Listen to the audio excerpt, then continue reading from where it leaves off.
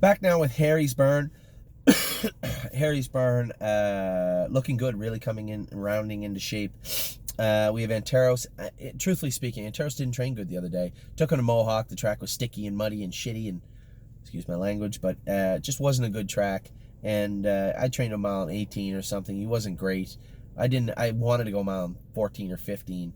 But a lot of the times when you bring horses over to Mohawk for the first time, and this was his first time, they look at the flags, they look at the board, they look at the grandstand. They don't really pay attention to their work, and I suspect that's what went on as much as the track with Anteros. He'll head back over this coming week. Cabernet raced great the other day, finished third. Very good closing up mile for third, the opposite of how she was the week before. I was very, very happy with her. Easton Ivy, requalified. Not a fast horse. I own him. Somebody had said, you know, what, you going to sell shares of Easton Ivy? You want to buy shares of Easton Ivy? Okay. I don't really care. He's just a horse. I mean, truthfully speaking, I'm likely he can do. Scott Coulter said he can win the maiden and race in the non-winners of 2 at London. So that's what we'll do right up until January, and I'll likely put him in the January sale in Ohio. He's okay. Could be an okay horse for people. Obviously, he's going to get better. He's a 2-year-old. He's going to get better, but not really what I would call stake caliber.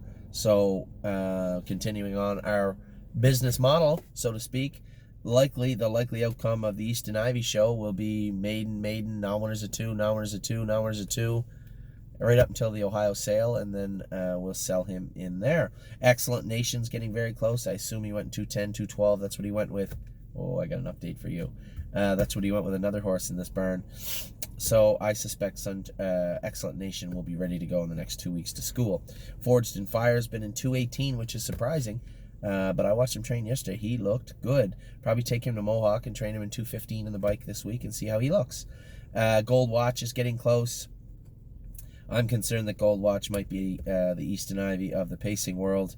We may race him a few times and then put him in the Ohio sale also. If the horses aren't going to, if they don't look like they're going to continue up, if non-winners 1, non-winners 2, and then your next shot is condition claimer, I mean, there's only a logical conclusion and culmination to that trajectory, and that's to put them in the sale. So I would suspect Gold Watch will end up, hey, baby girl.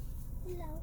I suspect that Gold Watch will end up in the Ohio sale in January. Muscle Chrome looks good on the track. She's coming back now and jogging good, as is Nancy Allison. What are you up to? Looking at you. Talking about Nancy Allison. She's back jogging. Can you read that horse's? Can you read my writing? Can you read that horse's name? Swellshine. Swellshine.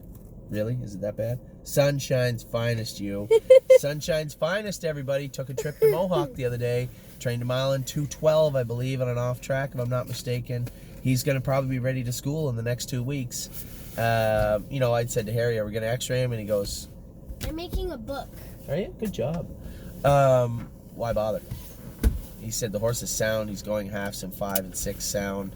I don't know what the x-ray would tell us, so we will get him x-rayed at some point. We already know what's there. The crack was wide enough. It's going to fill in with fibrous tissue, and the vet said it's a crack in a place we don't generally see, so we can't really give you a, hey, I remember a horse that looked like this or that. They're same type of crack, same type of injury, and this is the time frame, and this is how they come back. I can tell you this. I've watched Sunshine's Finest train 5-6 times now over the last 2 months.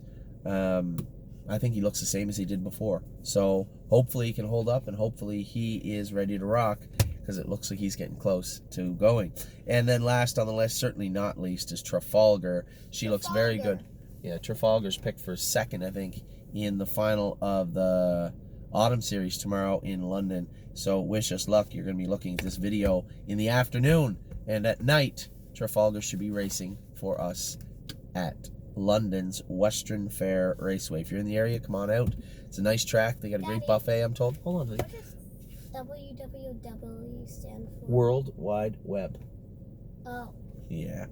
So Trafalgar's racing tomorrow. If you want to come out, the buffet is supposed to be good, and it's a beautiful atmosphere. Western Fair is great on the sense that the grandstand sits right down on top of the track. It looks really, really cool. So, you know, for those of you in the London area, if you're close to London, feel free to drop out, say hello, and watch Trafalgar race and cheer her on. Going for $27,000 tomorrow night in London. It's enough, yeah. So that is Harry's burn. We'll be back in a minute. We get Jason and Kevin's burn to talk about also.